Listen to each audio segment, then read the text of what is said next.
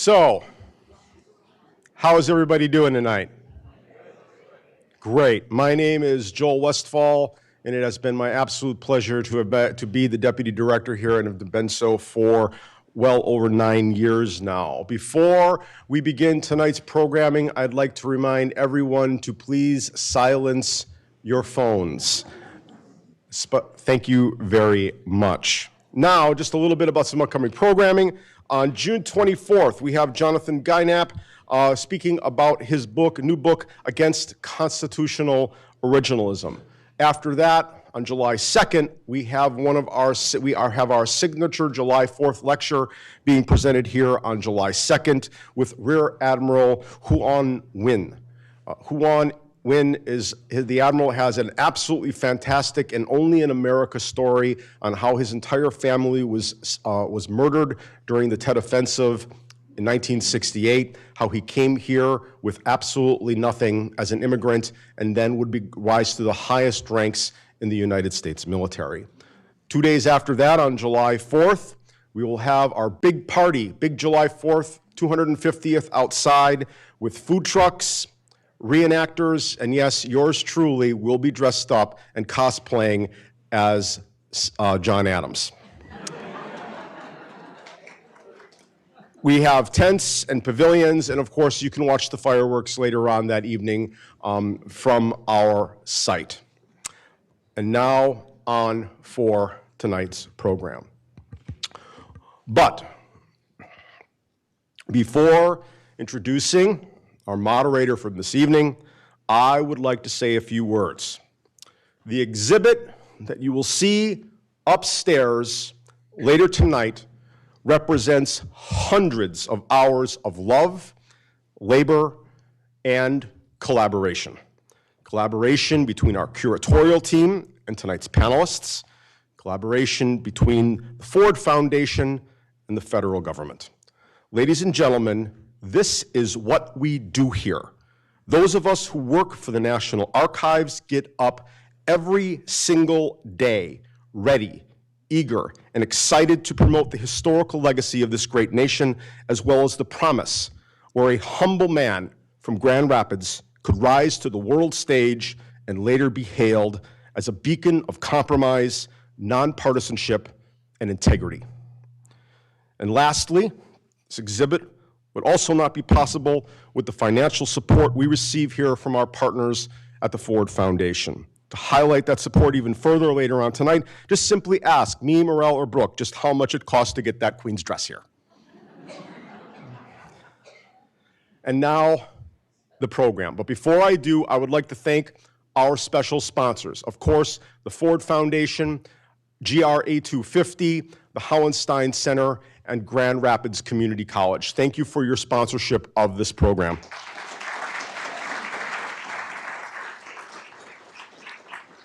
Tonight's program, tonight's first part, the panel, Waltzing with the Queen from Page to Gallery. We are here tonight to both learn from as well as to thank the panelists the moderator will introduce. The genesis of this major exhibition has some deep historical roots which stemmed from all of the research the panelists when they conducted on their upcoming co-authored book, The Ford Administration and Anglo-American Relations, Revaluing an Interim President, which will be published later this year. The exhibit represents hundreds of hours by our three guests who drafted the majority of the text for the exhibit in collaboration with our curatorial staff. The exhibit pays homage to the special relationship between the United Kingdom and the United States, with a key emphasis on the Ford administration. And now I would welcome to the stage our absolutely wonderful curator. And I want to say wonderful because when I say that, I really mean it. Understand that this is the third year in a row that we have had a built-in exhibit. I can guarantee you that no other presidential library has done 3 built-ins in 3 years. Our curatorial team here is absolutely amazing. Dr. Morel Luki, please come to the stage.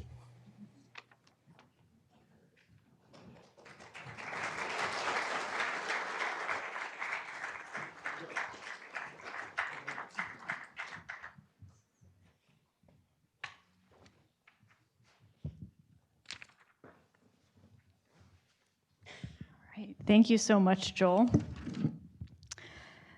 So now it's my honor to introduce the three historians who, as Joel mentioned, wrote the book and the text on which the exhibit is based. Dr. Tia Culley is a lecturer in politics and international relations in the School of Sociology, Politics, and International Studies at the University of Bristol in the UK. She specializes in Anglo-American crisis management with a particular focus on international political economy and decolonization in Africa and the Middle East. She has published work in various journals, including Diplomacy and Statecraft, International History Review, Middle East Studies, and Contemporary British History. Next, Dr. Robert M. Hendershot is a professor of history at Grand Rapids Community College here in Grand Rapids. He serves as co-editor of the McGill-Queen's University Press series on transatlantic studies, and his research focuses on the impact of cultural public opinion and collective memory on the special relationship between the US and the UK. He is the author of Family Spats, Perception, Illusion, and Sentimentality in the Anglo-American Special Relationship, and co-editor of Culture Matters, Anglo-American Relations and the Intangibles of Specialness, and British Royalty and Anglo-American Relations from Rebellion to Renewal. Next, Dr. Steve Marsh is a reader in international politics at Cardiff University, United Kingdom, and editor of the Journal of Transatlantic Studies. Author of over 60 books, articles, and chapters, he specializes in post-World War II Anglo-American relations, US foreign policy, and Cold War history. Now I'd like to have a discussion with these panelists about the creation of the exhibit. So to kick it off, can you all talk a little bit about this project came about, both collaboration with the book, and you came to us about 3 years ago, I want to say, with this idea to partner and create this exhibit. So what prompted that? I think it came about more years ago than I care to remember. About 10 years ago, I was fortunate enough to get a Ford scholarship to come across and do some research down at the Presidential Library. It's for a completely different project. I was going to do something on Anglo-American symmetry. Ford only had one summit meeting with Prime Minister Wilson.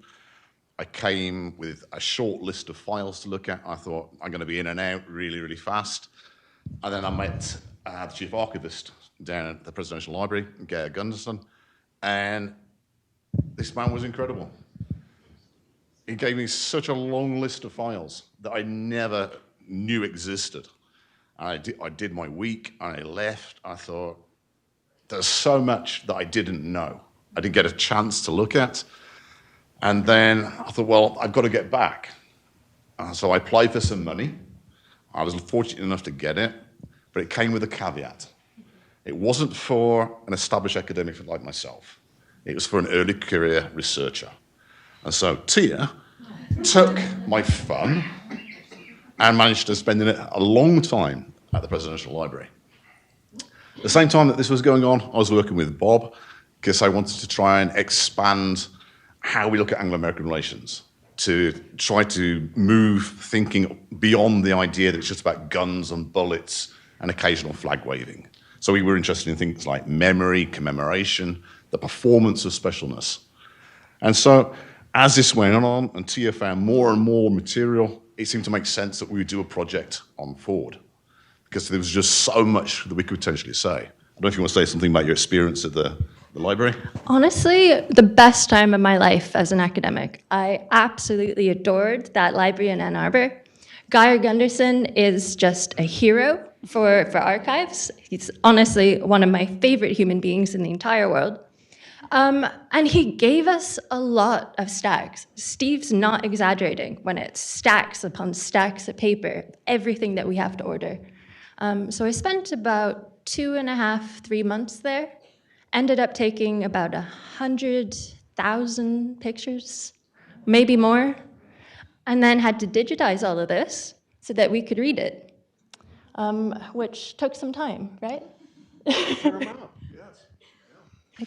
And then as we were wrapping the research phase of our book project, we were in conversation with Geir at the library, and he put us in touch with some of the great people here at the museum. And by then we were getting a very good sense about what the book was going to be about, what its main arguments were, how it would be structured.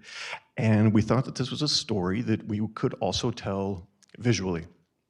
And so we had some great conversations with Morel and Joel and Brooke, and ideas started to come off, right? I was always very impressed that the museum was interested not just in Ford, but also our other themes of cultural ties and memory and performance, a lot of which lends itself well to visual storytelling. And yet, right, the exhibit waiting for you upstairs, it's not just an illustration of our book. We're all academic writers. And Morel, you challenged us to think visually and spatially and publicly, and to think deeply about how we could use art and artifacts and gallery space to communicate, the special relationship and its complexities. And that really added a whole new layer of collaboration. And so, the book and the exhibit are not exactly the same, right?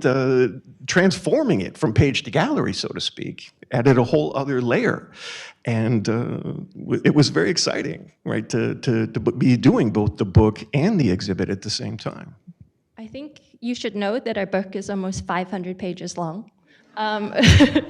We write a lot. So I think, Morel, our biggest challenge with you is trying to synthesize all that information into something that makes sense for an exhibit. Do you want to speak a little bit about that? Yeah, absolutely. And so I'll just note, as everyone goes upstairs and is reading the gallery text, in a couple of months you can read the rest of it, because I know it's very hard to cut everything down, but I think this is something that we were really interested in, is taking advantage of the deep knowledge base that you all had in Anglo-American relations and trying to find a way to present this in the gallery. And so, of course, when they came to us a couple years ago with this idea, we were really excited because this is America's 250th birthday, the semi-quincentennial, and we were already thinking about how we wanted to celebrate the bicentennial this year because, of course, Ford was president in 1976, so it was just absolutely perfect that you were studying Anglo-American relations and the special relationship, and we thought, what better way to do that than to celebrate the Queen's visit in 1976 and explore what that meant on the broad world stage of political relations. So yeah, that was really good. So what is something that you think people will find most surprising about the exhibit?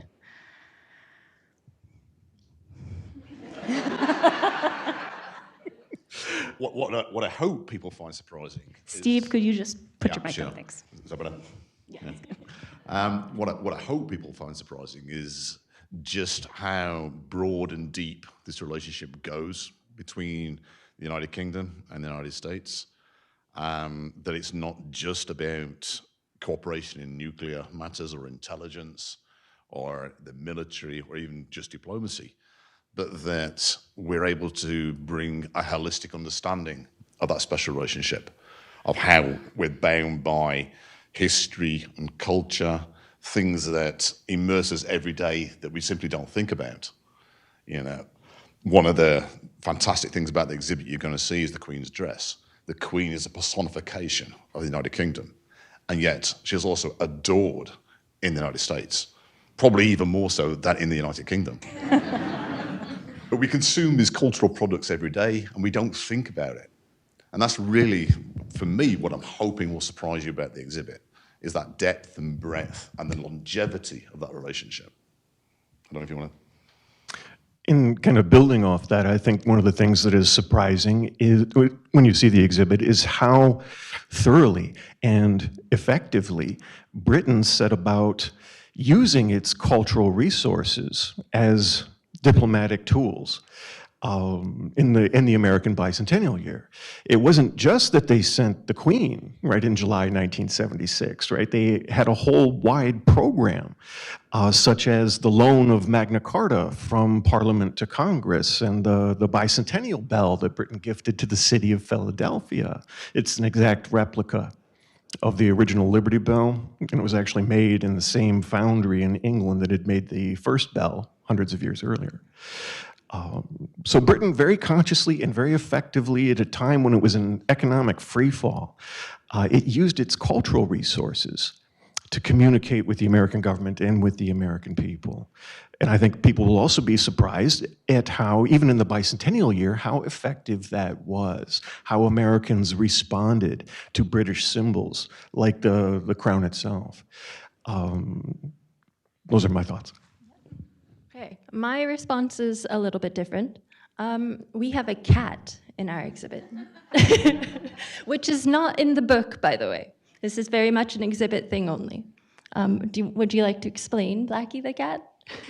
Well, first of all, our museum staff is big cat fans, and so this was our little Easter egg. But so one portion of the exhibit, we have a series of kind of immersive set elements. And so when Churchill traveled to Placentia Bay in Canada to meet with Roosevelt to sign the Atlantic Charter, to discuss the Atlantic Charter, he was on the HMS Prince of Wales, and the Prince of Wales had a ship's cat, which Churchill met, and the cat became very famous after Churchill was photographed petting the cat. So we threw a little cat in there, so you'll be able to see that. Look out for the cat. So as you were talking, it kind of made me think about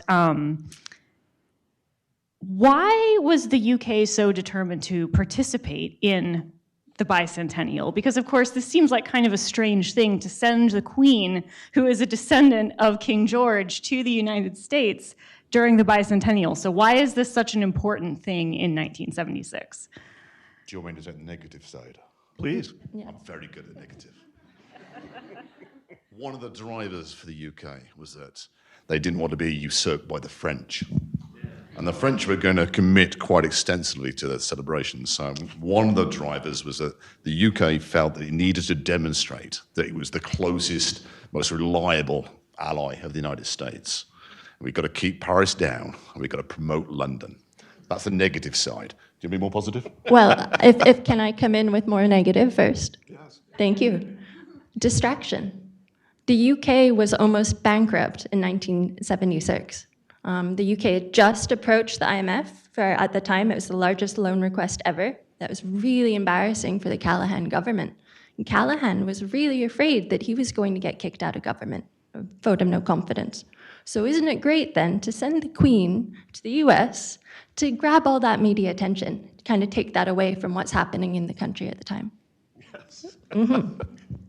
And because Britain was receiving so much negative attention for the IMF loan, and its global footprint was contracting, its economic strength was bleeding, its military capabilities were no longer what they once were. And yet it still mattered, and they wanted to project that. And the bicentennial gave them a wonderful opportunity to do so, because they were aware that the US bicentennial in '76 was not just going to be a domestic commemoration of the Revolutionary War. It was going to be a massive international event celebrating American identity, history, values, civilization. And by playing a large role in the American bicentennial, the British were able to help shape a narrative about themselves and about their relationship with America. They were able to project cultural connection, intimacy, relevance, at a time when they really wanted that message, to be heard both by the Americans and by the world around. And so it served their diplomatic goals. It made them appear more relevant and influential, and it really emphasized their close relationship with the superpower of the United States. And they found on the other side, from the Ford administration and the US government more broadly, the Americans too wanted Britain to play that close and intimate role. The British wanted to shape the narrative, right? They wanted the bicentennial to emphasize Anglo-American closeness, shared values, shared legal systems, World War II cooperation. And that could benefit the United States as well, which had just concluded the traumatic experience of Vietnam and endured the humiliation of Watergate. This was a time when the United States found value in showing both the American people and the world that we are not alone. Despite everything that has happened, we still have friends. And so both governments found this exercise in bicentennial public diplomacy very valuable. And you see this in little ways. Like, for example, it was First Lady Betty Ford who was responsible for planning the state dinner event at the White House. And she worked very hard to plan a perfect evening. This was going to be a big deal. This was the first state dinner ever televised live on PBS and beamed via satellite to the United Kingdom. And yeah, so she was working very hard, but throughout this process, she writes in her memoirs, right, that she was constantly being plagued by both the US State Department and the National Security Council, and it was driving her mad. In fact, one day she called Brent Scowcroft, right, the head of the National Security Council, and told him that, quote, the madness has to stop. And she writes in her memoirs that a lot of people were very unhappy with me about that, but I didn't care. It's very Betty. But that anecdote, it does have a point. It shows you just how much the US government cared about this event and wanted it to go down perfectly. So that kind of makes me wonder then, why did they send the Queen instead of the Prime Minister? Well, the Queen is apolitical, and prime ministers come and go, but she had been a symbol of Britain, you know, all her life. And a very public symbol, and it was a perspicacious choice to choose to focus on the Queen. She served in World War II in the ATS. You know, she had a much deeper history of Anglo-American cooperation. She symbolized her generation's sacrifice and struggle in World War II. And she's far more famous than any prime minister. And if you're Britain and you're seeking the largest potential audience, the Queen is your big gun. In fact, that is what the British Foreign Office had started to use as a shorthand phrase for the Queen in 1976. She's our biggest gun. She's the most impressive weapon in our international diplomatic arsenal. Those are internal documents, but that's how they discussed her cultural power. There's a lot of discussion about the Queen. Should we maybe explain why they're laughing in the photo?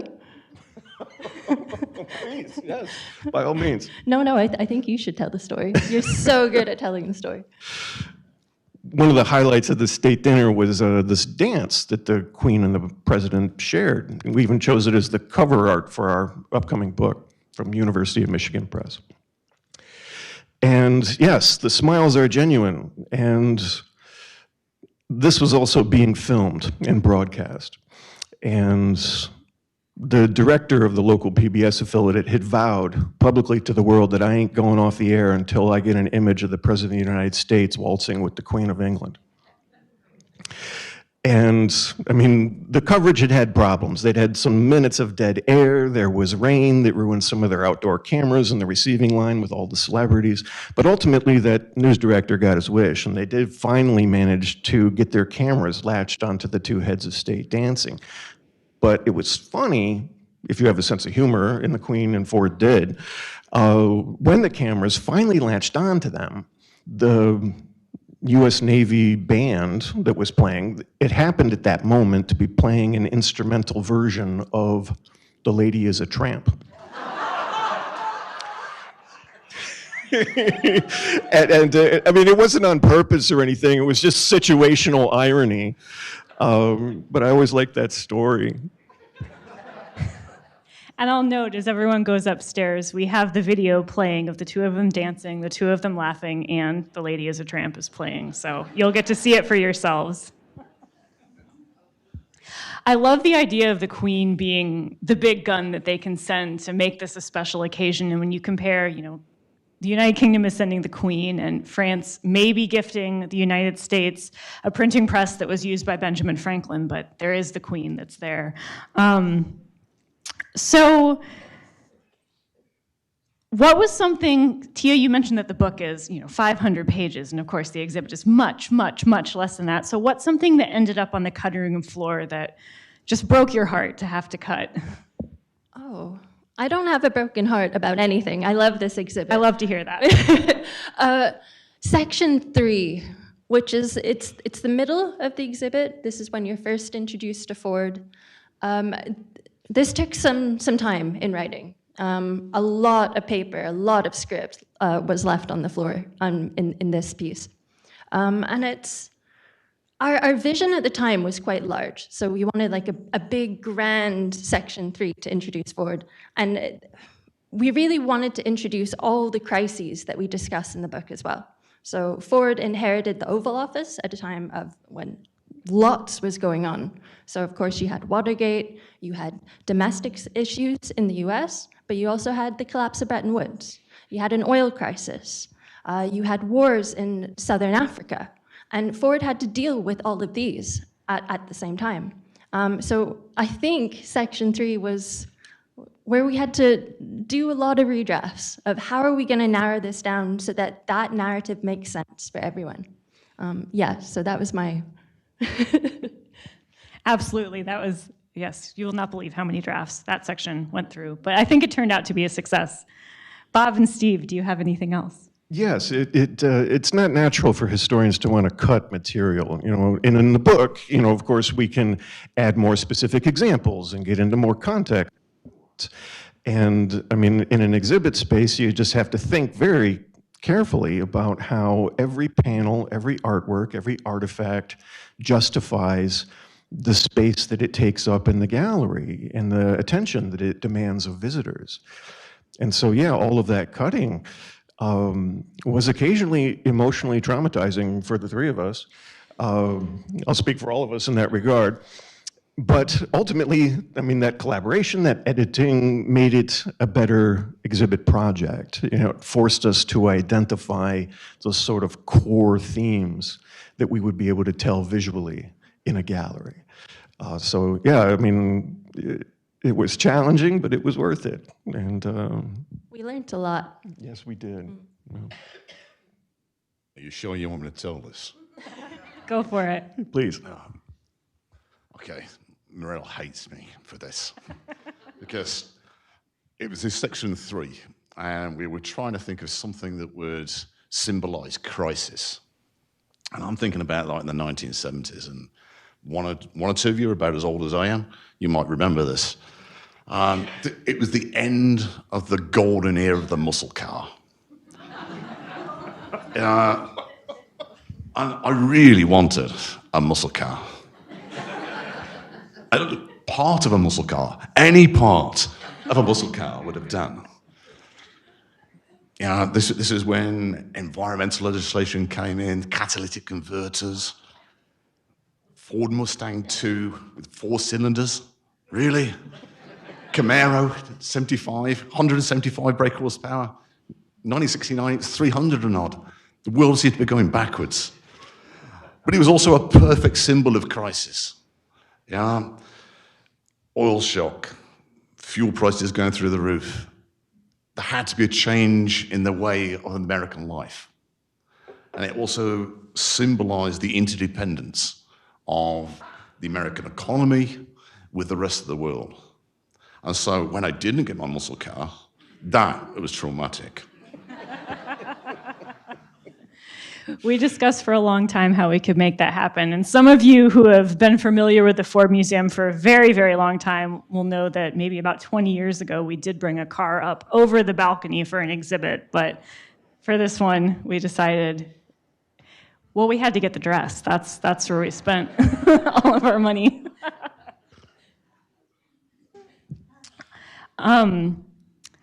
So all three of you are professors, and your students had some input in this exhibit. Could you talk a little bit about that? We'd love to. The students really haven't had much recognition. They were a huge component in trying to translate this book to that exhibit. We realized quite early on that our specialties don't necessarily match up to what the public might be able to find interesting or accessible. So we thought, well, we're experts in Anglo-American relations. Morel is an expert with Ford. How do we make that work? So of course, we bring in students. The students from Bristol and also Grand Rapids were given early copies of our book so that they could read that. And then we gave them script after script, draft after draft of this exhibit and asked them, please feedback. What works? What doesn't work? How can we make this accessible for the public? How do we make this more engaging? And we're so, so grateful for those students. I think they're their comments really helped us.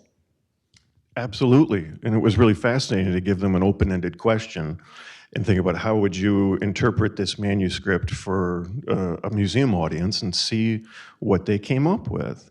And I was very proud of my students at GRCC, as you were of your students at the University of Bristol, for the way that they engaged that challenge and shared their thoughts. The best students at GRCC really are as good as students anywhere, and I see some of them in the room here tonight, so I'm going to call them out. All right, I see Excel, and I see Landon, and it's very nice to have you here. Thank you for being here. Should we talk about section 5 as well? Yes, where please. The students actually, you very kindly gave them a question. What was that question for the? So as we were wrapping up the development of the exhibit, we realized we needed a good way to conclude. And so we've talked about, you know, this kind of historical context for Anglo-American relations throughout the exhibit, but we wanted to kind of ground that in everyday experiences. And so I quickly wrote Bob, Steve, and Tia and said, well, what do you think the students think of when they think of Anglo-American relations?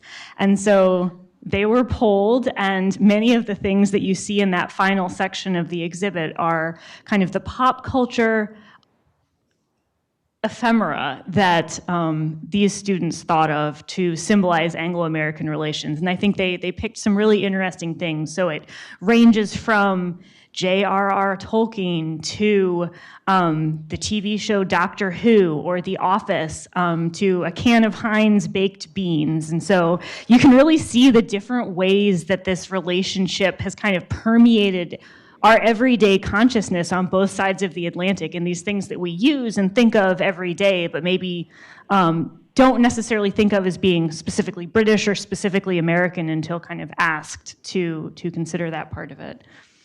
They also came up with a name of the exhibit. They did. I absolutely love that. Thank you for reminding us.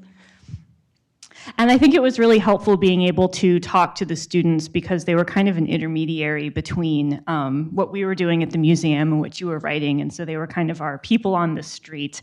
So yeah, I found it very helpful as well. So most people think of FDR and Churchill or Reagan and Thatcher as kind of the quintessential Anglo-American relationship. So why does the relationship during the Ford era between Ford and the Queen or Ford and Harold Wilson and James Callahan, what makes that so special that it warrants your book, this exhibit? Can you speak to that? Please. I think precisely because it wasn't a glamorous relationship, it stands out in that sense. Both countries at the time were going through traumatic periods. Anglo-American societies were developing in a lockstep again. And the British were actually quite concerned about the transition in the American presidency, because the last thing the British needed was a visionary president. What they really wanted was a safe pair of hands that they could deal with confidence and candor and trust. And initially, they weren't sure that Ford could do that. It took a few months for confidence to build, but Ford is really, really good at reaching out to Callahan, to Wilson, and to officials lower down, sort of the diplomatic levels, in trying to rebuild that traditional flow of information, that exchange that had characterized Anglo-American relations before. And in many ways, a really charismatic, visionary president may not, in that particular time, have been able to pull that off. So Ford really did help rejuvenate the Anglo-American relationship. And Callahan and Wilson reciprocated. They were very happy to accept Ford's reach out, the rebuild of Anglo-American relations, and the slow evolution of this relationship. At the same time as American leadership becomes restored, the Anglo-American relationship evolves into a new sort of form. Do you want to say more about the form? Are we thinking multilateralism there? Yeah, multilateralism, soft power. Yeah, well, gosh. Britain and America, there was a time in World War II when, as President Obama once said, that FDR and Churchill could sit in a room and decide what to do about the world's problems over a glass of brandy. You know, the two powers were both so powerful that they were able to have such influence. But in the post-war decades, that situation had changed. Britain had declined from superpower status, and even the United States was no longer able to have it all its own way.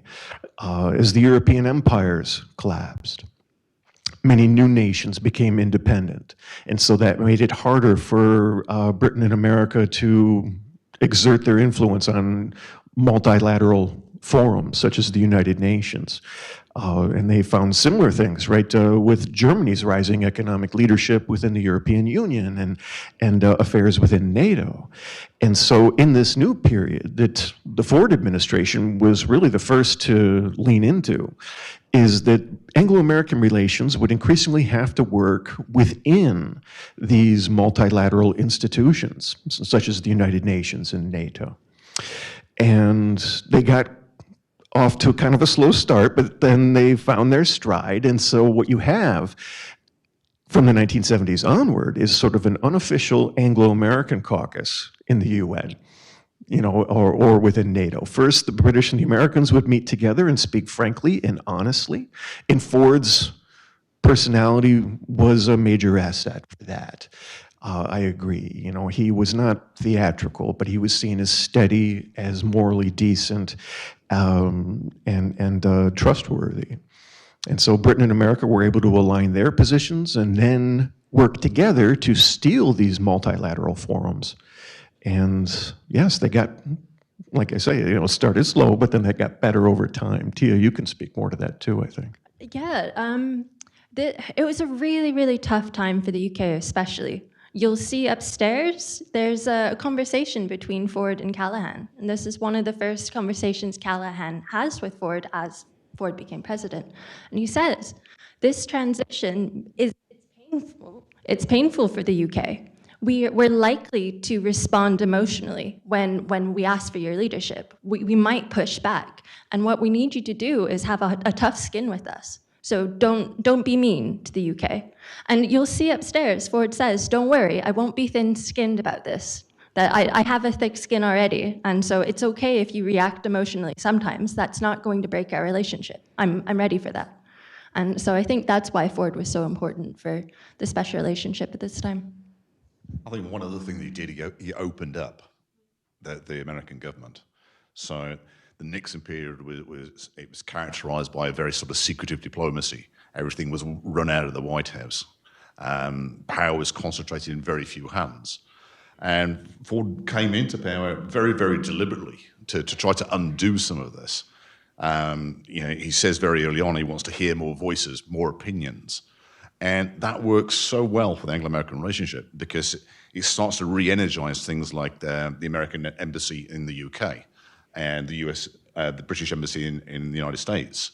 That flow of information starts to return. And that was just so vital. So his approach to government, and not just his personality, I think were critical.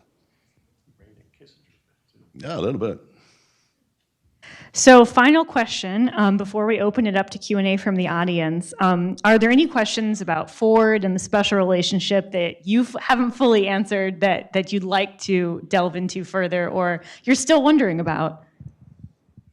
500 pages was as much as we could go for the first one.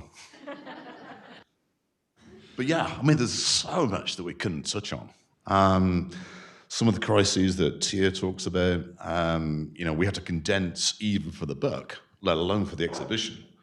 So there's so much there. Gaia is sitting on an absolute mountain of information that we could still mine. You know, we could write 2-3 books. Future collaborations were good. Future collaborations, absolutely. We did a very thematic book because we wanted to look at this special relationship holistically. So we wanted to look at culture, we wanted to look at diplomacy and crisis management. We could equally have looked at it in terms of regional cooperation.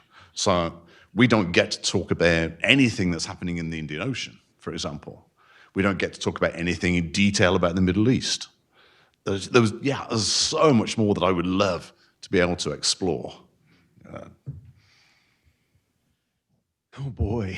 I mean, so much came up in the course of all this years of research and analysis. One thing that we realized quite early on in our treatment of the bicentennial was that the monarchy, as a form of British soft power, right, has considerable influence in the relationship between those two countries. So much so that we actually have another book coming out this year on British royalty and Anglo-American relations, which goes from the period of King George III, when the Crown helped Americans define what we are not, all the way up to the contemporary period, when the British Crown becomes a beloved symbol and a symbol of Anglo-American connection. So yeah, I mean, this project resulted in a whole other project. Speaking for myself, I'm fascinated in public opinion and popular culture. And there is a segment in our book on Ford, right, in which we discuss Anglo-American relations beyond the level of their governments. And I found that fascinating to explore, you know, the transatlantic discourse through pop music and punk music and film and television and travel trends. And there's a lot more to be done on all of those topics. I think it was interesting just in what we managed to touch on, because you could see how Ford was trying to tap in to these changing times. So for myself, one of the most important things Ford did was to appoint Ambassador Anne Armstrong to the UK. And not only did the British press love her, the most glamorous ambassador of all time, but it was a particularly important time in the UK because you were seeing the rise of feminism. You were seeing the rise of Margaret Thatcher. And so by tapping into those sort of cultural currents, Ford seemed to position the United States alongside what was going on in the United Kingdom. He seemed to be informed, he seemed to be engaged, and it helped set a tenor of a relationship, if you like, that was rooted in culture as well as in that diplomatic connection. I mean, for me, a lot of my chapters kind of focused on the functional side of the relationship. So we have spoken about that a little bit. There's so much more in Southern Africa that we could focus on. The book focuses on Rhodesia specifically, but we could go into Namibia, we could go into South Africa itself, and economics as well, which we know is a little bit more boring, but it was really important at that time. So we've spoken a little bit about how Ford transitions that relationship into the end of the multilateral fora that we see today. A really important component of that was the G6, G7. And I think there's a book in there as well. So many, many more books on Ford to come. So stay tuned. Did you not want to do more about Canada as well? Oh, Canada as well, yes, of course. Because I think Ford was very keen to bring Canada into the G6, G7 very early on, wasn't he? He was desperate to bring Trudeau into the G6 and wasn't allowed. Yeah. But I think, again, that showed Ford's sensitivity, if you like. That desire to sort of broaden out as many voices as possible, to try to create that sense of engagement. Even if, you know, there's a caucus, an Anglo-American caucus underneath, it was important to try to engage all these key players, because this was a period in history where the whole world was becoming much more interconnected. You couldn't now ignore the global south. You couldn't ignore who held control over oil, hydrocarbons, and so forth. So that interconnectedness, I think that's something that Ford really sort of eventually sort of seized on. All right, thank you so much. So let's open it up to questions. A lot to take in, I know. Here, we're going to have someone with a mic passing it down. We're on video, so this will help everyone at home here. This question is not that important. But what about disagreements? Did you ever fisticuffs? Were there any differences of opinion? Any differences of opinion? All the time. And what did you do about it? That's part of what makes it fun. Thank you. No, like ultimately, you know, when you work with co-authors and collaborators, you know, like Morel was definitely part of, you know, one of the leaders in the exhibit. There's always going to be areas where you don't see eye to eye, kind of like Britain in America. And yet you can still develop a special relationship, and you pitch your ideas, and then you have to kind of let them compete, and then usually the best idea will emerge, or it gets morphed along the way to a point where we can't remember which one of us came up with it in the first place. Honestly, when we got really stuck, we asked the students. So naming the exhibit was a big one. We had about 5 titles that we weren't too sure about, and eventually we couldn't decide, so we just went, hey students, what works best? And that's why they were so helpful for us. I still think it should have been Waltzing with Britannia. And I will note that technically they were foxtrotting, not waltzing, but that doesn't have the same kind of flow. Other question?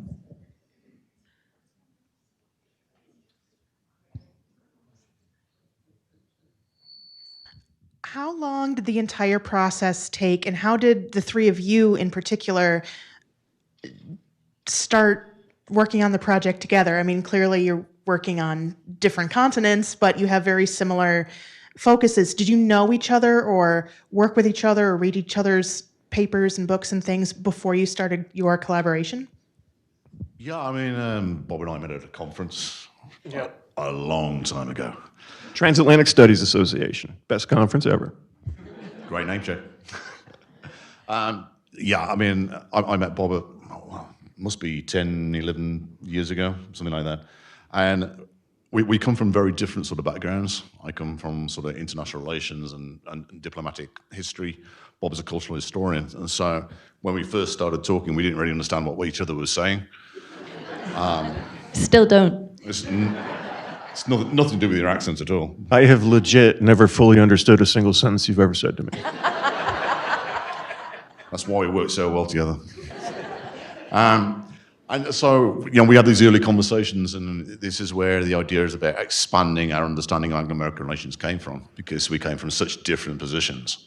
And we didn't want a dialogue of the deaf in our discipline anymore. We wanted to take that and push the boundaries. So we wanted to look at things like memory, how memory is used, how it's manipulated, how commemoration is used to celebrate. I mean, you were saying earlier about why the Queen. I mean, what better symbol of reconciliation could you possibly have? But symbolism is just so important. So this is how we started to come about. Sort of small steps. And as I say, I got that initial travel grant. I wasn't even going to do this project. It was for something completely different that is still on my back burner. So that it evolves organically in some senses. And then once we actually got the idea, then you get the dynamism, and then you get the organization. And then, Tia came in and she did this amazing job down at their presidential library. And it just built from there. And, we managed not to kill each other across a long period of time. And it seems to work. So far. No comment from Tia. I was brought in for the organization. These two are big ideas. They will go away and come up with these big plans, and then I get told them, and I have to go, hey, guys, some reality check here. Dr. Culley is far too humble. Nobody does a deep dive policy trace the way that you can do it. It's true. Pedantic. All right, I think we have time for one more question. Given the financial crisis in the UK at the time, was any part of the trip an appeal, if you will, for U.S. financial aid? The Queen's visit, that trip? Right. No, they were very careful to avoid that. The bicentennial visit was a celebration of British and American cultural connection, shared history, shared values. But in doing that, and doing it so well, so effectively, they basically pushed the whole IMF loan story off the headlines, above the fold, and it all became about this narrative of Anglo-American closeness, friendship, partnership in the war to crush fascism, in promoting democratic ideals, through time. And in that moment of economic crisis, Britain's ability, right, to shape the narrative so effectively is a great example of its soft power. Actually, you're very concise, so I think we can do one more last question.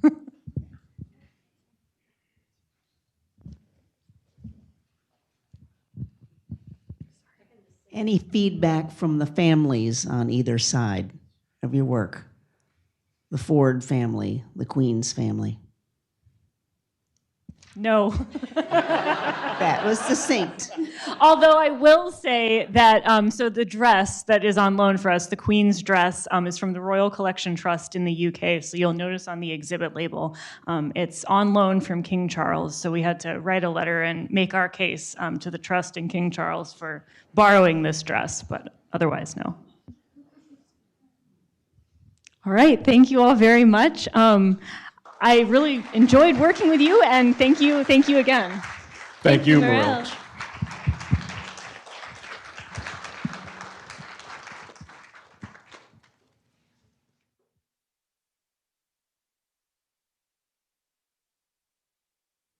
All right, so we have to reset the stage really quick. So there's going to be a 10-minute intermission. You can use the restroom, walk around the lobby, come back, and then we're going to have a discussion with journalists Susan Page and Brooke Clement.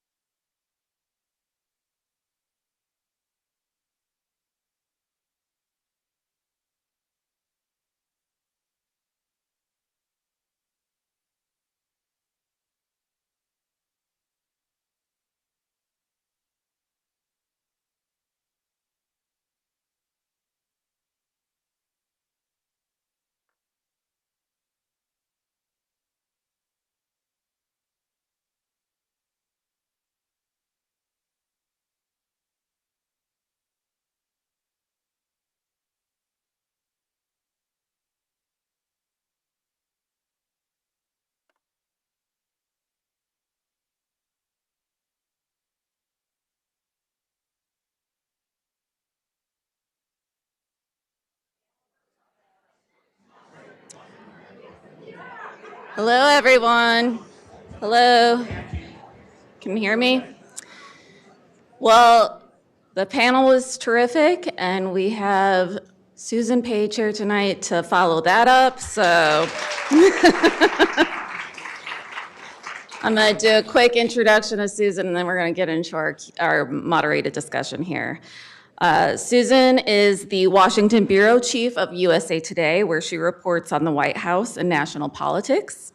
She is the New York Times best-selling author of a series of biographies of formidable women: The Rule Breaker, The Life and Times of Barbara Walters, Madam Speaker, Nancy Pelosi and the Lessons of Power, The Matriarch, Barbara Bush and the Making of an American Dynasty, and her latest, The Queen and Her Presidents, The Hidden Hand That Shaped History. She has won numerous awards for her work, including the Gerald R. Ford Prize for Distinguished Reporting on the Presidency twice. In addition, she has served as president of the White House Correspondents Association and as president of the Gridiron Club, the oldest association of journalists in Washington.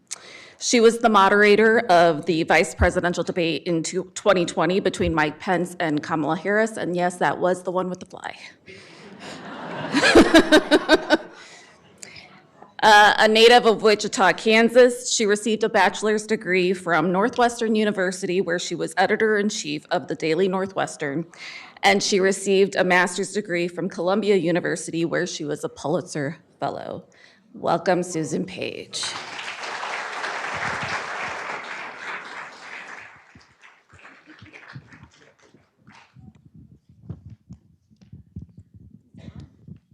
Is it on? Okay. Well, thank you for coming.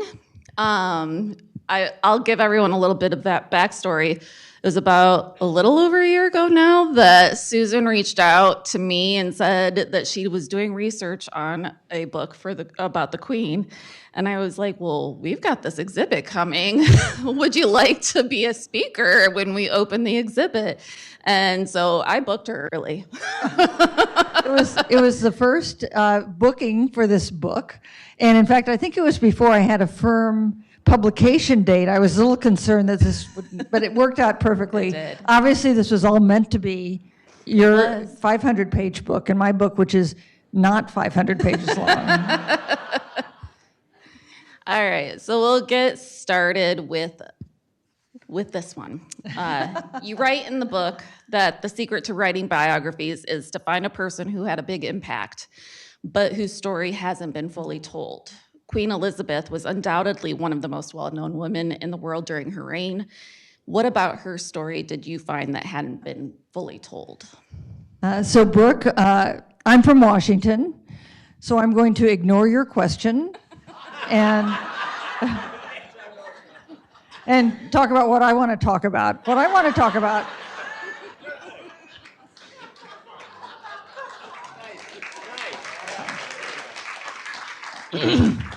what I want to talk about is my anxiety dream last night, which was that Brooke and I would come on stage and there would be just one guy with a baseball cap sitting over there and the rest of the hall would be empty. And we would then have to decide if the one guy in the baseball cap, we should just do this all for him or maybe just go out for a drink. But anyway, I appreciate all of you saving me from that humiliation by showing up tonight. I'm grateful.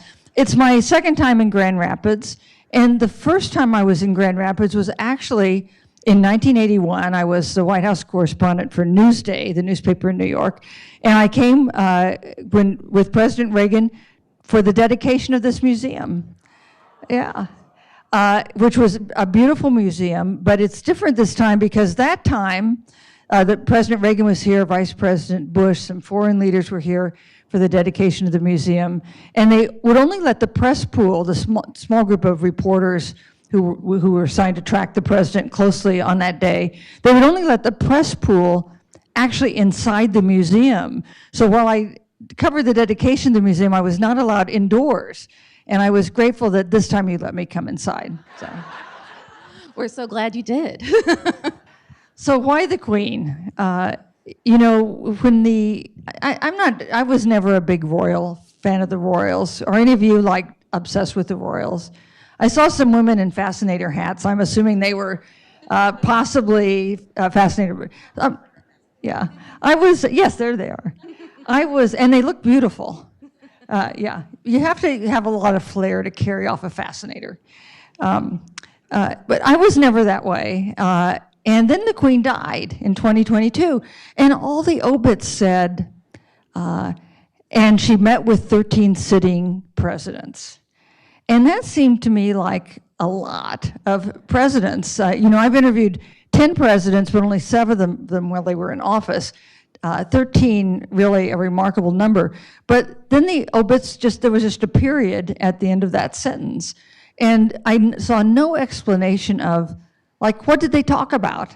Was it like 13 sitting presidents and 70 years of small talk? Was it just chit chat and toasts at state dinners? Or did something happen in this remarkable, unprecedented experience she had as a head of state who met with 13 sitting American presidents? And in fact, in the book, I say that no one has ever met with that many presidents before. But to my sadness, last week, someone told me that there is someone else who met with 13 sitting American presidents, which was Helen Keller. So I was very disappointed. I mean, it's good for Helen Keller, but it does mean that there's an error in the book that I'll have to be correcting. So my question was, is there a story, an untold, because there are a million biographies of Queen Elizabeth, wonderful biographies, exploring every possible aspect of her life. But there was nothing that really explored her relationship with US presidents. So I was thinking about proposing a book about that. You can't just write a book, you have to get someone to publish a book. So you write these treatments that say, if you buy my book, here's what I would do in this book. So in my pitch for the book, I was thinking about pitching the book, and I found a quote from President Clinton in his memoir about the Queen. Now, President Clinton and the Queen had a somewhat prickly relationship for various reasons, but Clinton went over for the 50th anniversary of D-Day and was seated next to her at this huge state dinner, many foreign leaders there the night before the commemoration of D-Day. And he wrote in his memoir after that, but for the circumstance of her birth, Elizabeth could have been a successful politician or diplomat, but as it was, she had to be both without seeming to be either.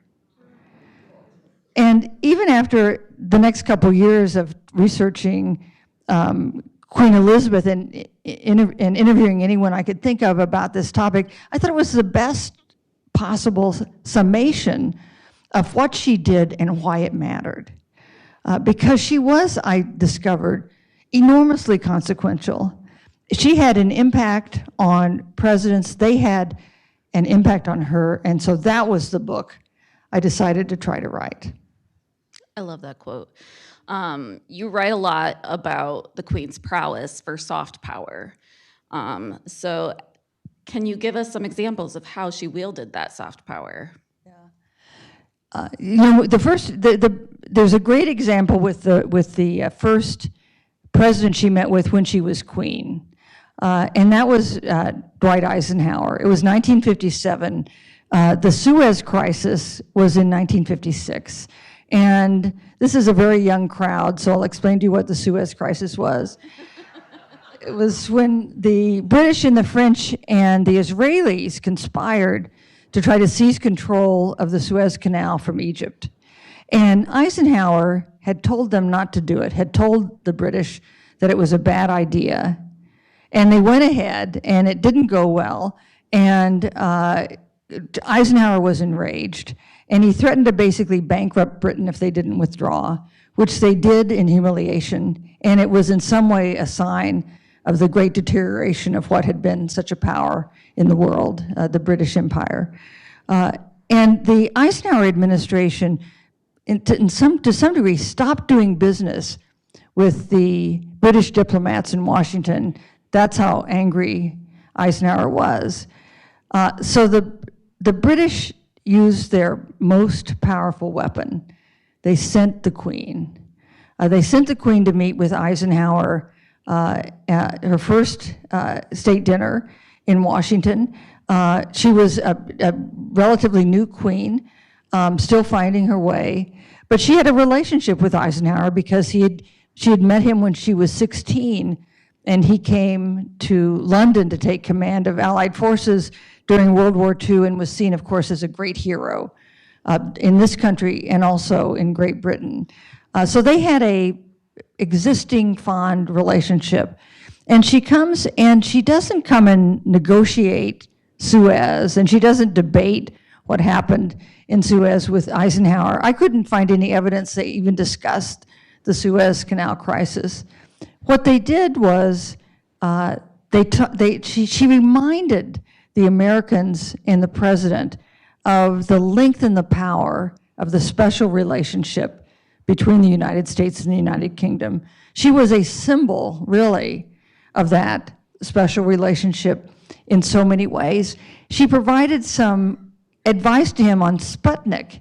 You know, the Soviets had launched this satellite. It had really unnerved Americans, and it was a huge political problem for Eisenhower. And he took some advice that the royal couple gave him about Sputnik. And when she left and went back to Great Britain, suddenly Suez was in the rearview mirror, and the Eisenhower administration began to deal with the British again, and Winston Churchill was able to come over and have a visit that would not have been possible before. And this is the role she played several times. When there was a rough patch between the two countries, they would send the Queen, and she would make things better. When was Elizabeth's first visit? And I know it wasn't as queen. Right. Her first visit as a princess with President Truman. And this was when she, her father was sick with lung cancer, although the doctors weren't candid, not even with the family, about how seriously ill he was. He would die, I think, at age 56. But he was clearly ailing, and she was going to be his heir. And they sent her on a trip to Canada, and then also to the United States, and it was kind of a training ground. And in fact, the king himself saw it as time for him to step back and for her to step forward. So she lands at, her plane lands at National Airport, now Reagan National Airport, and she gets off the plane, and Truman can tell how nervous she is. He's in fact concerned that she's not going to be able to deliver her remarks. I found an oral history he had recorded about that day. And so he goes up and he takes her arm, which, by the way, you're not supposed to do. There is a rule that Americans cannot seem to get, which is you do not touch the royals, okay? You probably have all met many royals. I'm sure they told you, do not touch the royals. I'm sure they had told Truman that. He ignored it. He took her arm and he whispered in her ear, and he talked to her as though she was his daughter. She was, in fact, just 2 years different in age from his daughter, Margaret. And he said, don't worry, we're all on your side. You just say what you need to say. And you could see on the newsreel how, number one, how they talk, because this became yet one of a multitude of times the British press went berserk over U.S. refusal to abide by protocol. So there were headlines about Truman takes Princess's arm and whispers in her ear as though he had thrown her to the ground, you would have thought. But anyway, you can see in the newsreel that she seems to kind of steady herself. And then she does, in fact, step to the microphones after Truman had given his welcome and read in that wonderful, precise British voice the prepared text that she had. And it was carried as far west, live on radio, as far west as Omaha, because it turns out that is how far they could do live radio at that point. But it was graceful and gracious, and it was a sign of the impact that U.S. presidents had on her as well. You know, I mentioned the experience with Eisenhower after the Suez Crisis. When she went back to London after meeting with Eisenhower, she told friends how amazed she was that he treated her not as the daughter of the king or as someone he had known when she was a teenager. He treated her as a peer. He was interested in what she had to say. And Eisenhower, I think, provided her with an early lesson in just how powerful this new role she had could be. That's great. So Truman, Eisenhower, but she actually met a future president at a very young age. Yeah. So who do you think was the first future president she met? Okay, so who said that? Yeah, you've read my book. It was indeed Kennedy. She was 12 years old. And Kennedy, John F. Kennedy was 21. He was a senior at Harvard. His father was the much detested U.S. ambassador to Britain. And Joseph Kennedy was not well thought of because he was opposing the U.S. coming to Britain's aid for during World War II. It put him at odds not just with the British, but also with FDR, who eventually bid him farewell from that job. But at the moment, he was the U.S. ambassador to Great Britain, and his son Jack comes over to see him and goes and has tea with the Queen Mother. And the Queen Mother brings her granddaughter, Elizabeth. And so Kennedy, JFK, the Queen Mother, and Elizabeth have tea. And Kennedy then, later that day, writes a letter to his friend Lynn Billings back in Boston and says, I had tea today with the Queen Mother and Princess Elizabeth, comma, with whom I made a great deal of time. What does that mean? I can't tell you how much time I spent trying to let readers know what that meant. I had no idea. And in the book, in a moment of honesty, I say, and he said, with whom I made a great deal of time. And I say, then I have no idea what that means. But it seemed like kind of one of those boastful things that young men perhaps sometimes say. So that was her first president, and her second was Eisenhower when she was 16. And one of the remarkable things about Elizabeth's life is the way that, because since she was 10, she was clear she was going to be the heir to the throne, and her father was the king, that people of note kept popping up in her life before they were president, or before they were prime minister, or before they were leading some other country. So it gave her this kind of grounding in world affairs that is just hard to imagine. Well, there was one president she didn't meet when he was sitting president. Okay, sir, who was it? Now you don't know. Johnson, exactly. Who said that? It's a very smart crowd, I think, clearly. So LBJ met with her, actually, when the Queen died, Obit said she never met with LBJ. And one of the revelations no one cares about that's in my book is that she did meet with him once when he was the Senate Majority Leader, and he went to the Eisenhower State Dinner. And there had been no picture of that. There wasn't an official record in the White House of whether Johnson had been invited, but nobody knew for sure if he had attended. But when I was at the Eisenhower Library doing research, I found an oral history by a woman who went to the state dinner that Eisenhower held, and she said in this oral history that she had sat next to Lyndon Johnson. So I immediately called the Lyndon Johnson Library, they were very excited to get this news. I can tell you're transfixed by this, but anyway, it's the kind of thing historians live for. So she had met with him once, but when he became president, she was very eager to meet with him. The British were, because they didn't really have a relationship with this man, this vice president who had suddenly become president. And he rebuffed every effort. And I think there were two reasons for that. One was the Vietnam War. The Vietnam War was consuming Johnson's presidency, and the British government, while it said it supported the United States in the war, they refused to send any troops. Now, with the benefit of hindsight, that seems like a very wise course by the British, but Johnson saw it as a betrayal by an old ally. And the second reason is that Johnson had this huge chip on his shoulder. He grew up poor in Texas. He didn't go to some fancy college. He went to a state teachers college in Texas. He assumed that people who went to Harvard or maybe were the Queen of England looked down on him and his accent and his manner.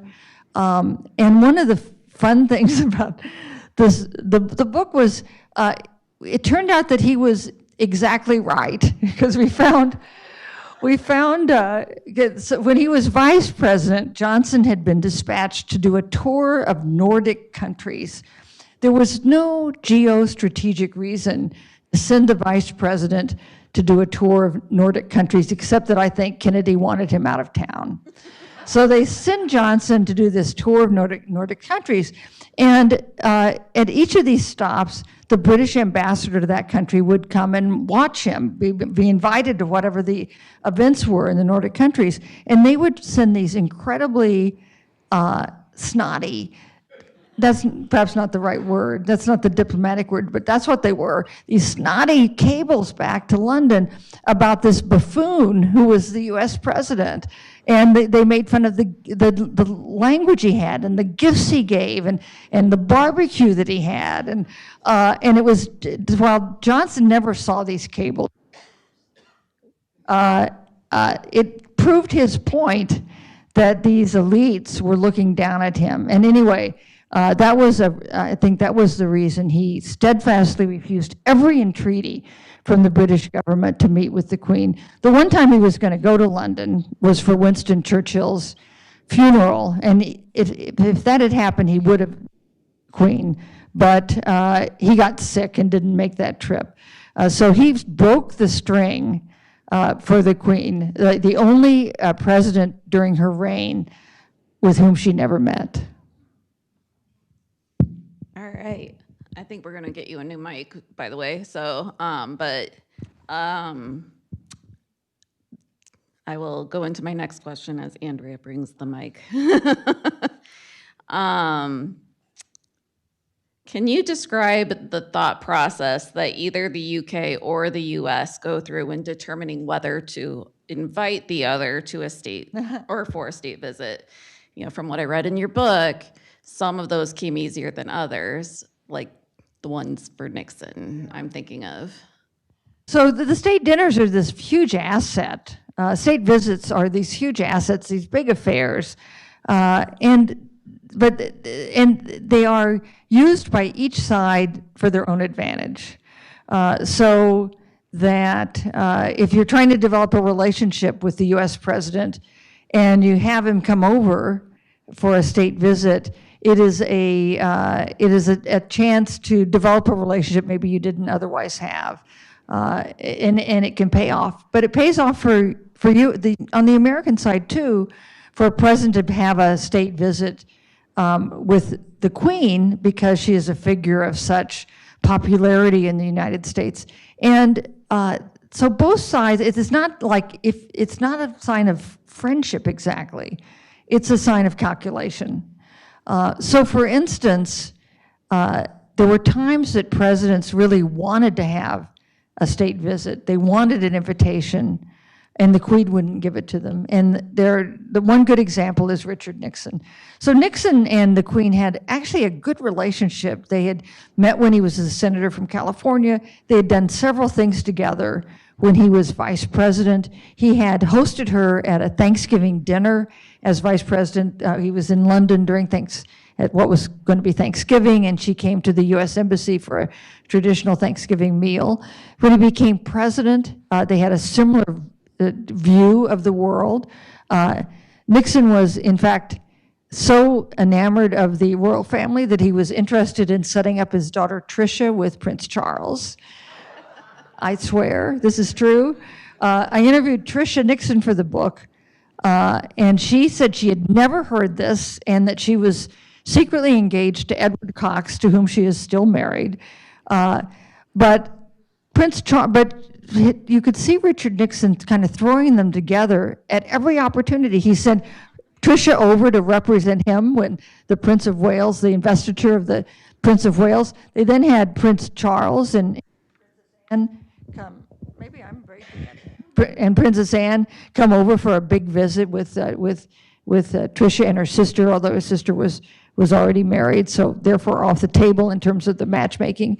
And when Charles, still Prince, came back to see President George W. Bush and Laura Bush in the Oval Office years later, he told them, don't try to matchmake your two daughters, your twin daughters, with Prince William and Prince Harry, the way Richard Nixon kept trying to fix me up with his daughter Tricia. So anyway, they had a lot of ties, but then came Watergate. And Nixon thought he had this friendship with the Queen, very much wanted a state visit to show that he was still respected on the world stage, and that the most honored woman and the most famous woman in the world would still toast him at a state dinner. And they very directly campaigned to get an invitation. And the British did not want to extend an invitation because Nixon was engulfed in scandal. You didn't know if he was going to survive in office. They wanted to maintain good standing with whoever followed Nixon. They thought there was some taint of scandal if she had embraced him during Watergate.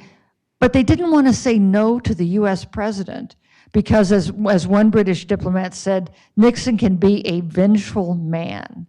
And they were worried if they just were transparent about not being willing to invite Nixon, that there might be consequences, policy consequences. So instead, they tried to think of excuses that they could give. And my favorite excuse that they came up with was, and this is all in this diplomatic correspondence in the National Archives in Britain, my favorite excuse was that they should figure out the dates that Nixon might propose to come for a state visit and preemptively announce that the prime minister was going to be traveling out of the country on those dates. Now, in these back and forths, they didn't even mention where he might go. They didn't care where he went. They just wanted to be able to say, oh, it's so great, it would be so great to have you here, President Nixon, but the prime minister will be in Greenland that day. Finally, Nixon resigns. That problem is solved. Ford takes over. That was of great relief to a lot of Americans as well as to the British. And the Queen never spoke with Richard Nixon again. Well, that leads us into the Ford administration, and Mrs. Ford in her book described the Queen as easy to deal with. She was very definite about what she wanted and what she did not want. And I read that in Mrs. Ford's memoir, and I feel like the quote is really evocative of the visit that you described between President and Mrs. Obama when they went to England in 2016. So can you tell us more about that visit? So we've already heard 500 pages about Ford and the Queen, so we'll jump ahead to Obama. When Barack Obama was elected, there was some concern on both sides of the Atlantic that he and the Queen were not going to get along. And that's in part because they were so different in ages. I think Obama's maybe 37 years younger than the Queen. I think she had met with 5 presidents by the time he was born. He also had a kind of Pacific focus. You know, he'd been born in Hawaii. He had spent some of his childhood in Indonesia. In foreign policy, he thought the U.S. foreign policy should be focus more on Asia, less on Europe. So there were a lot of reasons to think that they weren't going to get along. And one of them was this, that the only contact their two families had ever had was when her colonial government imprisoned Obama's grandfather in Kenya on bogus charges of treason. And his grandfather had eventually been released, but he was released frail, broken. His family had told and retold the story of his unfair imprisonment with great sadness. This is possibly not the best foundation for a friendship. So Obama and Obama, before they go to meet the Queen, on the day they're going to meet the Queen, is basically teasing Michelle Obama with a kind of caricature of the Queen, saying maybe you should wear one of those hats and you should put a purse over your arm, right, into the caricature of the Queen. But when the four of them met, the Queen and Prince Philip and President and Mrs. Obama, they actually had this instant connection. They had something that developed into a genuine friendship. I interviewed President Obama for this book, and he talked about the fact that they had just gotten along, and I asked, why do you think, with all this concern beforehand, that you would not get along? And he said that he thinks they treated her like a normal person, and that was pretty rare, and that she liked that a lot. And in fact, after that first meeting, they went to a reception where there were others there, including the press. You know, you can never trust the press. They're there, they watch everything. And at this reception, maybe you remember this, the Queen and Michelle Obama are talking about how their feet hurt. And Michelle Obama, every woman in this audience has had that conversation. And Michelle Obama puts her hand on the Queen's shoulder, and the Queen then very briefly puts her hand on Michelle Obama's waist. And you would have thought World War III had been declared to read the British press about this huge breach in protocol, because I think, as we've established, you do not touch the royals. And it became such a furor that Michelle Obama told me that she was concerned that she had damaged her husband's standing internationally, that it was becoming one of those things that wouldn't go away. And the one person who was not at all concerned about this was the Queen. And that was the sort of relationship they had. In fact, they had a kind of similar, so that was their first meeting. The Obamas had a state visit to England. They wanted to have the Queen back for a state visit during his second term, but she was older then and not traveling such a distance. So late in his last year in office, when he was doing a foreign trip to someplace else, they basically diverted Air Force One to go to England to celebrate her 90th birthday. To have tea with her as a celebration of her birthday. You can do that when you have Air Force One at your disposal. And they actually, on this one, they're going to Windsor Castle. So there's a huge debate beforehand about the Queen wants Prince Philip, who was then 94, and had long been seen as a very dangerous driver.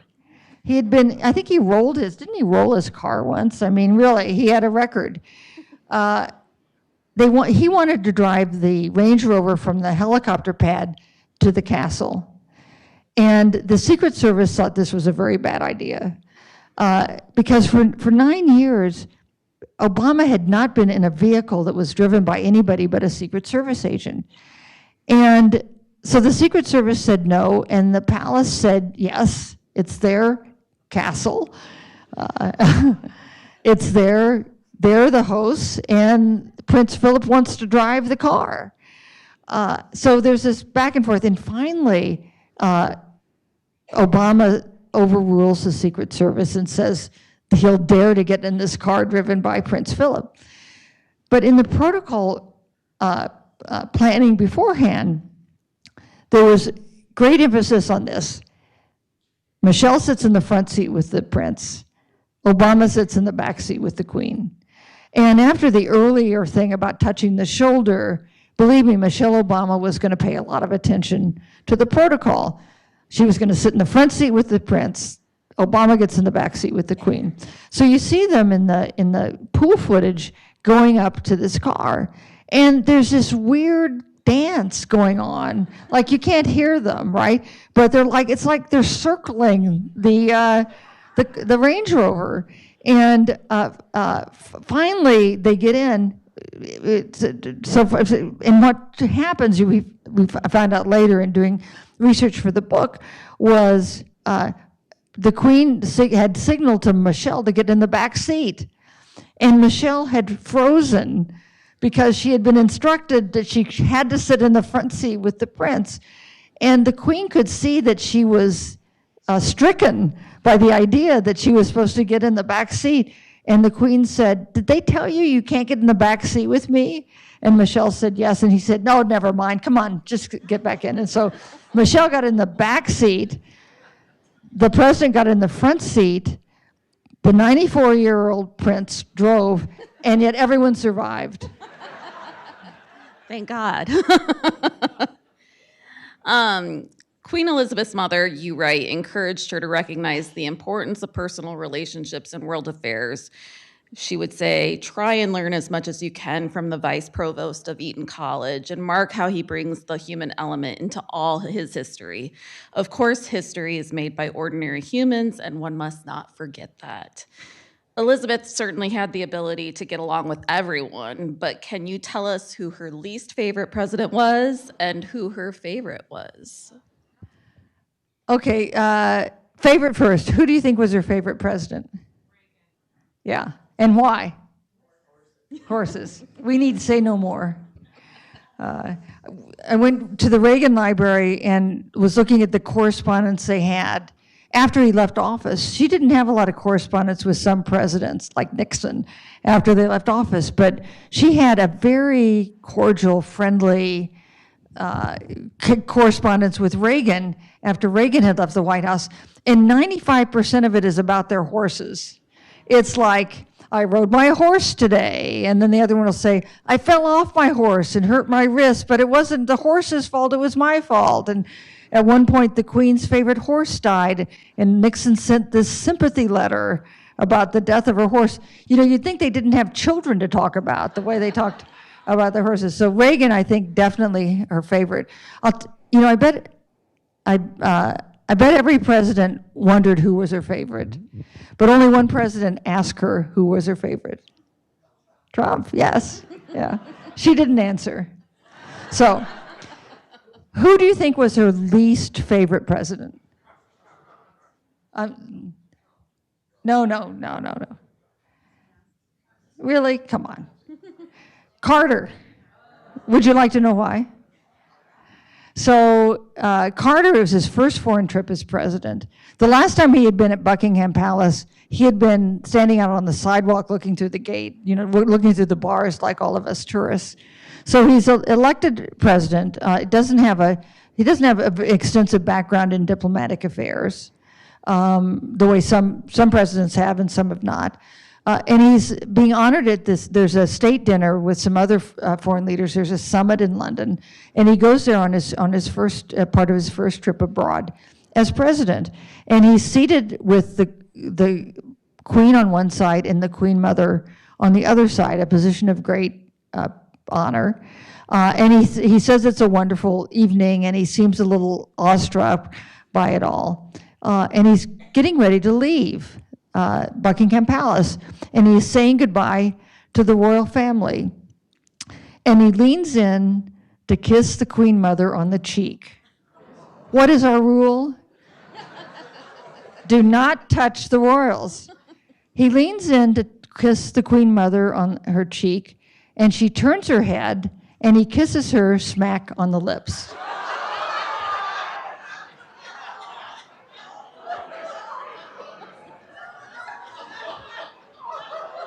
Oops. He was never invited back.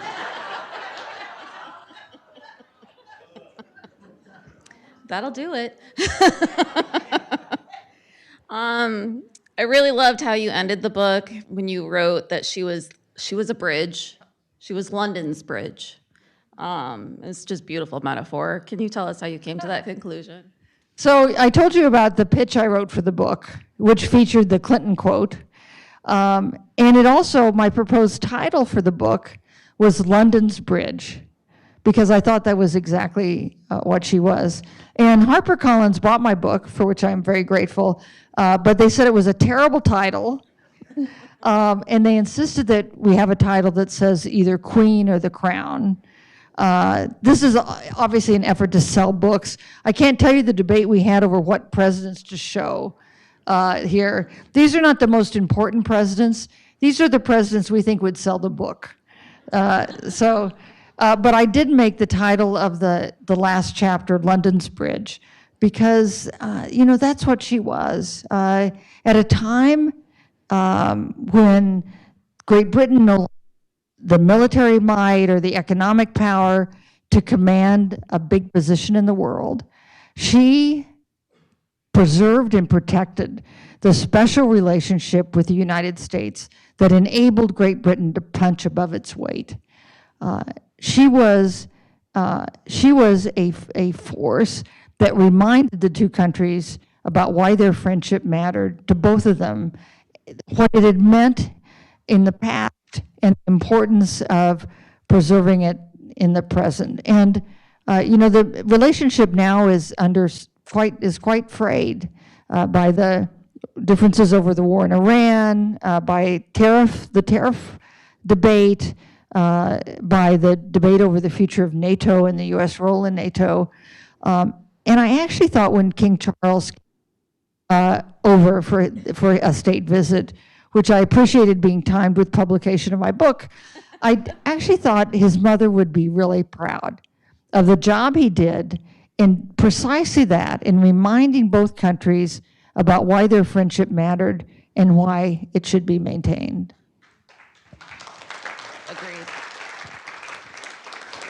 Agreed. So I have one final question before we throw it to the audience for their questions.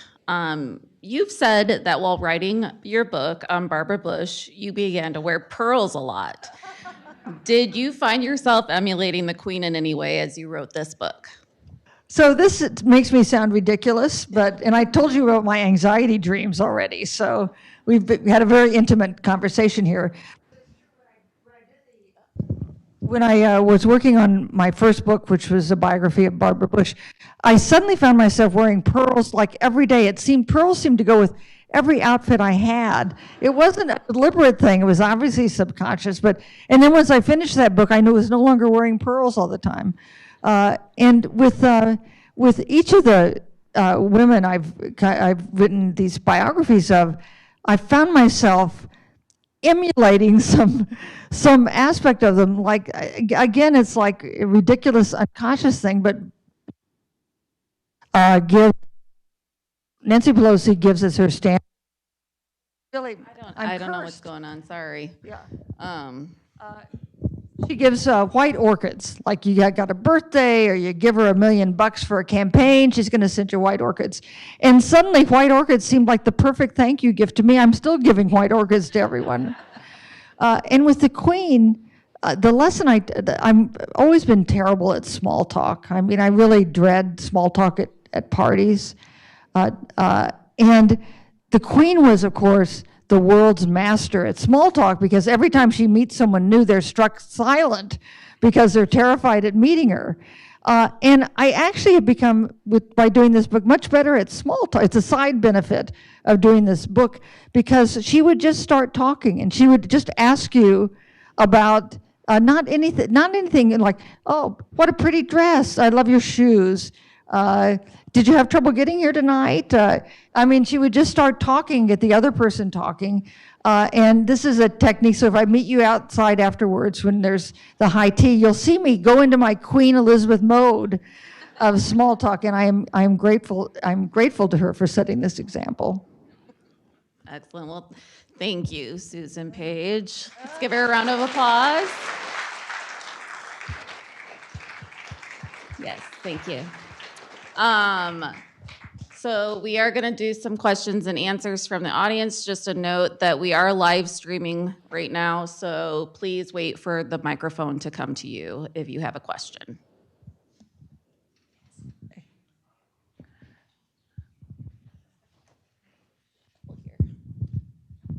You mentioned that the Queen did not meet with Lyndon Johnson, yet Johnson held a dinner for Princess Margaret and the Earl of Snowdon. What was behind that? Was there any jealousy on the Queen's part, you know, that, hey, they would take her, but not me? It sounds like you watched The Crown. Who watched The Crown? Yeah, you all watched it. There's people who didn't raise your hands. There was the Queen. The palace insisted the Queen didn't watch The Crown, although at least there were always rumors that she did. And I was also told that that Kate would go to her mother's house and watch The Crown. So, you know, Margaret was making this big trip to California, starting with California, but it became a big trip across America. And I found in the Johnson Library this memo from the social secretary, Johnson's social secretary, saying, Princess Margaret's making this big trip. Do you want to invite her over for dinner? It could be fancy or not, whatever you wish.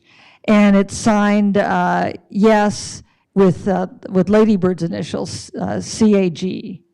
And so that's what started the idea of the dinner. And the depiction in The Crown, my line about The Crown is, it is inaccurate, but it is true. So its version of that dinner with Margaret, White House dinner, is inaccurate. I interviewed Lloyd Hand, who was the protocol chief for Johnson, who was at the dinner. And the stuff about her dancing on tables and the limericks and all that, not true. He said none of that happened. Not accurate, that none of it happened. But with that and others, I think there's like a kernel of truth. You know, it's like it's true in some sense, and that Margaret and LBJ had a wonderful time at that dinner. That she stayed quite late.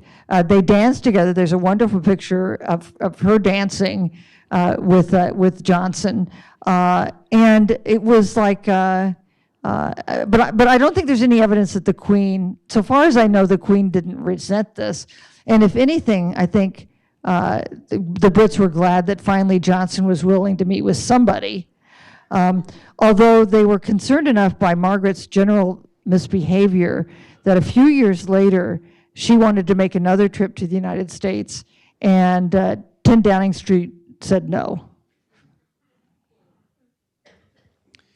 In your many years as a Washington correspondent, did you cover any of the visits involving a queen or a president? And if the answer is no, is there one you wish you could have covered?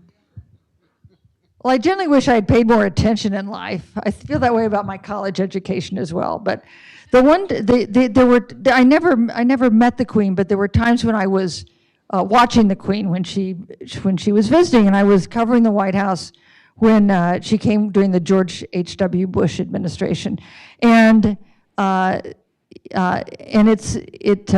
Bush, who was a very gracious man, and was 6 feet 2 inches tall.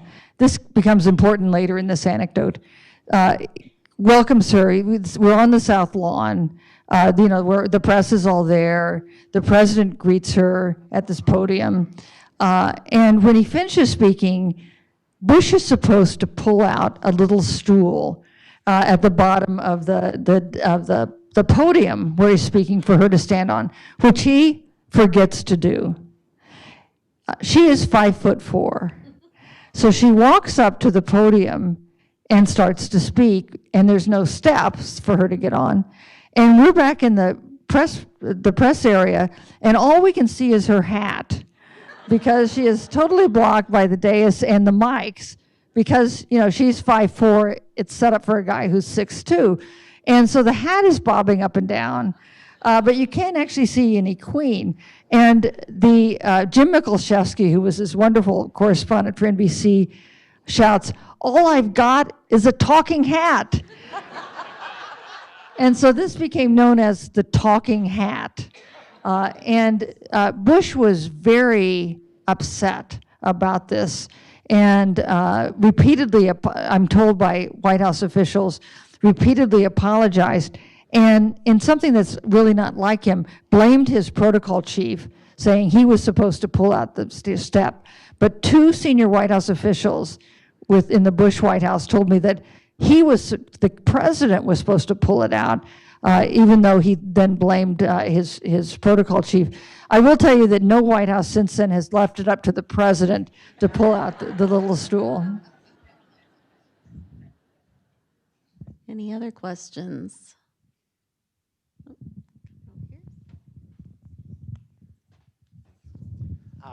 What kind of relationship did the Queen have with Mrs. Ford? I interviewed Susan Ford Bales for the book, and she talked about how much Betty Ford liked the Queen and how the Queen seemed to like her, and that they, when they went, you've already heard the story about the lady as a tramp, but there were some other little incidents during that visit. Once, when the Queen had arrived and they went up to they took the elevator up to the residence to have an aperitif. The doors open and there's Jack Ford, who was always kind of a mischievous guy, 24 years old. His shirt's unbuttoned and he's not wearing shoes. And Betty Ford is very apologetic to the Queen of England about this disheveled man who's greeting them. And the Queen said, "Don't worry, I've got one just like him at home." Now, with the benefit of hindsight, don't we think she was talking about Prince Andrew?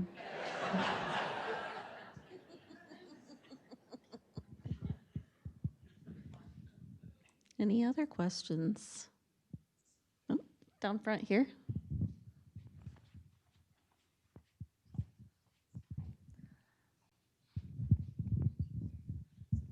This will be your shortest question of the night. Okay. What's next? For me, yeah, the Queen is dead, so I guess you did mean.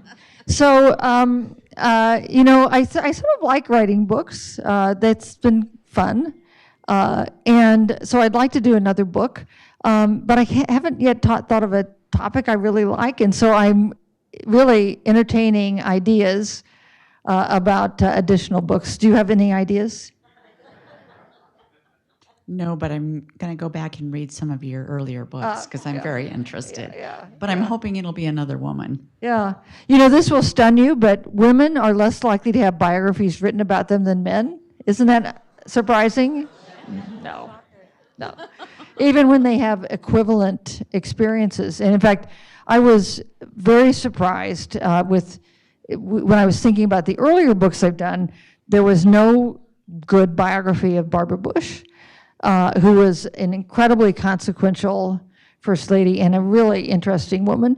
There was no serious biography of Nancy Pelosi, the most powerful woman in American history, and in the government. And there was no good biography of Barbara Walters, who broke journalism barriers left and right. So I'd like to think there were, of course, a lot of books about the Queen.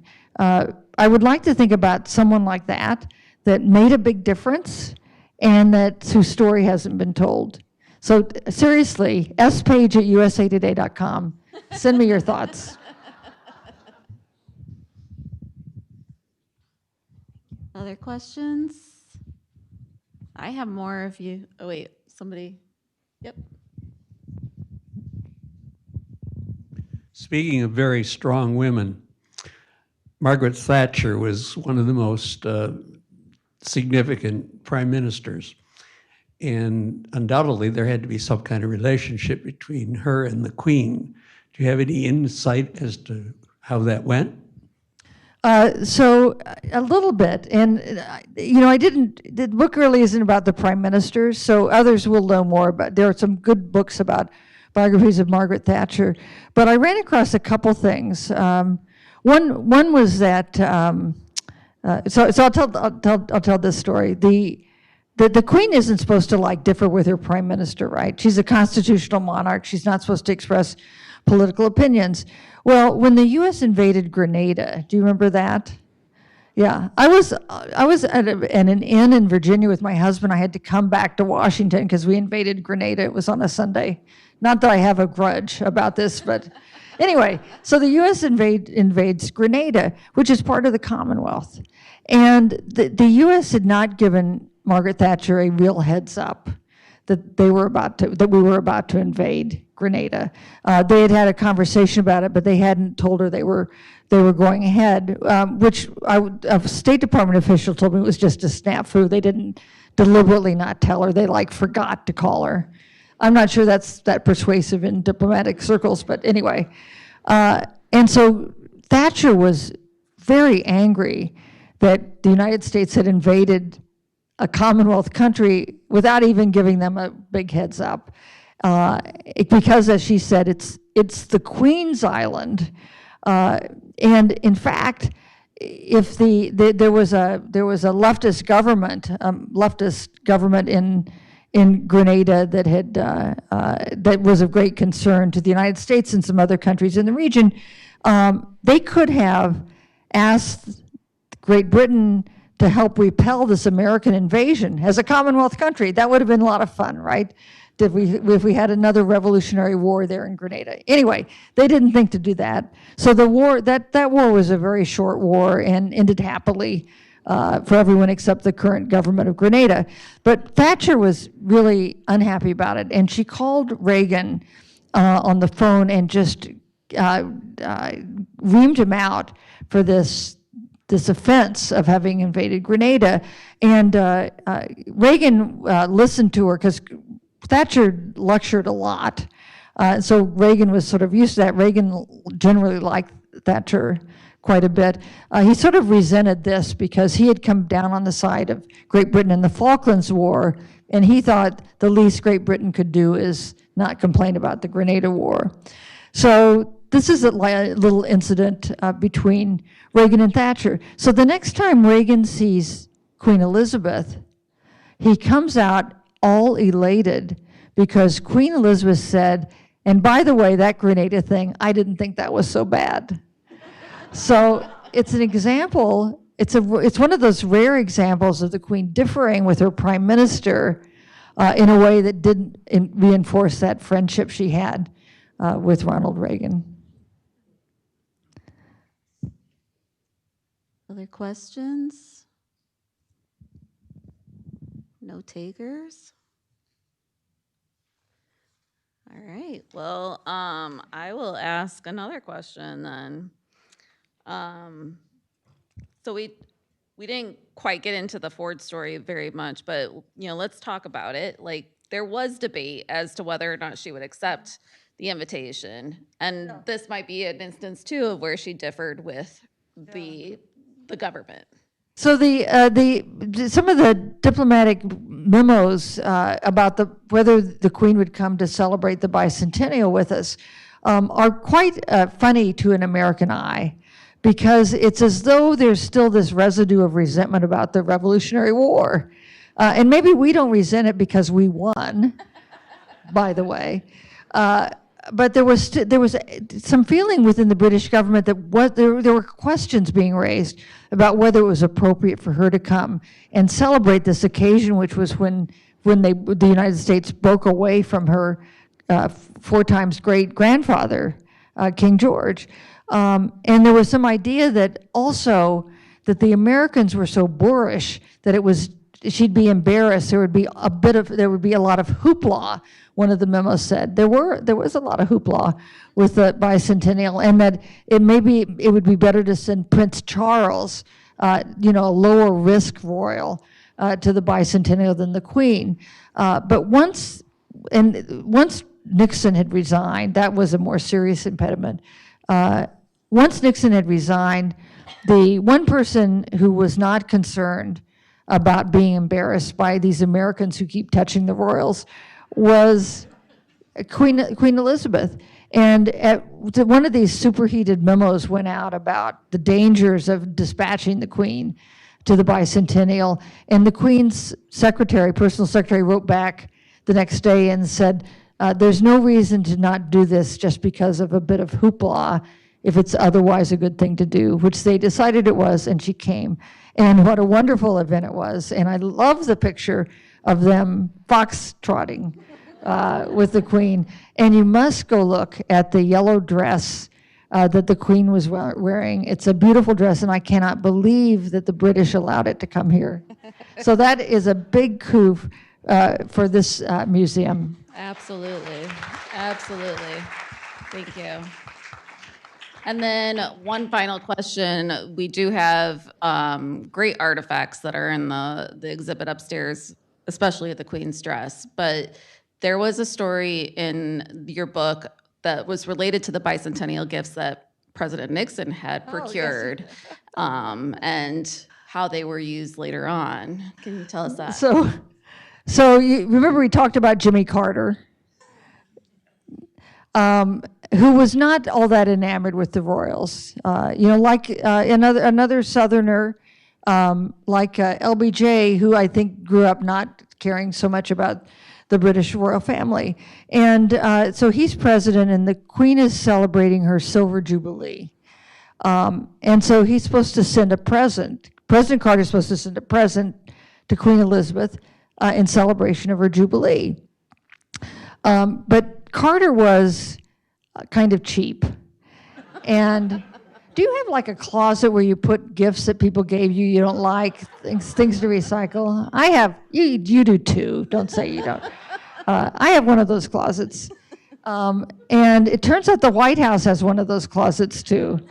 And so Carter sends his protocol chief, Evan Dubell, who I interviewed for this book, down to the White House, regifting storage area to find something to send to the Queen for her Jubilee. And when he comes back, I know it's really, no wonder she didn't like him, right? They come back with these, Carter had ordered 36 sets of commemorative plates with paintings by Winslow Homer on them. And they came in this wooden box, and the box was topped by a President Nixon, a Nixon White House seal at the top, a metal thing. And so they decided this would be a great gift for the Queen, except for the Nixon thing on the top. So they had a Carter White House thing made, and they glued it on top of the Nixon one, and they shipped this off to Queen Elizabeth for her Jubilee year. And one way you can tell that the palace was not that impressed is generally the thank you notes from the Queen to the President were by the Queen. And this one came from her secretary saying, thank you so much for the commemorative plates. No, not a word from the Queen herself. And I think that is where we're gonna end it. But again, let's give a huge round of applause to Susan Page. Thank you. The night is not over. We do have a ribbon cutting coming up right next. So Susan and I and the panelists are all gonna vamoosh around the back. So if you'd like to see the ribbon cutting, please exit. Susan is then gonna be available to sign books. We have the man sale in the gift shop. And then you're gonna be able to get to see the exhibit. So. And high tea. So we're gonna eat like the royals here, people. So thank you again. Thank you to all of you for coming out. Thank you to the foundation for your great support, and we will see you out there.